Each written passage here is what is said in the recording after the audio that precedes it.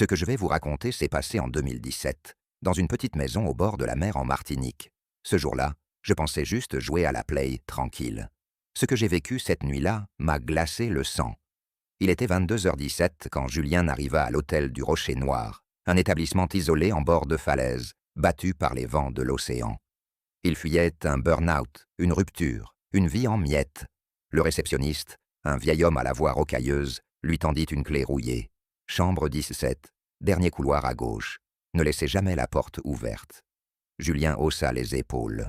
Encore un hôtel qui joue sur l'ambiance pour justifier ses prix.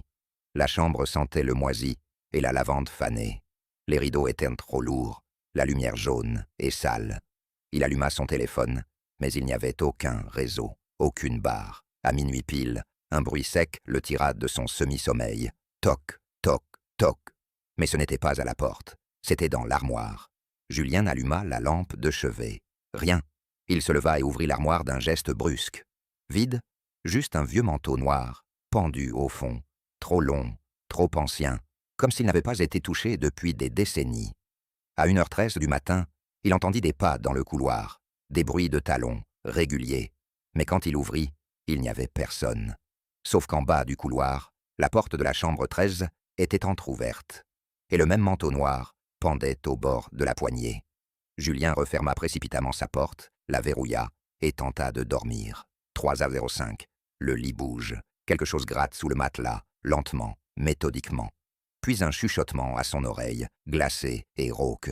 « Pourquoi tu m'as laissé dans l'armoire ?» Julien bondit du lit, hurla, alluma toutes les lumières. Rien, rien, sauf un nom gravé dans la buée du miroir. Margot.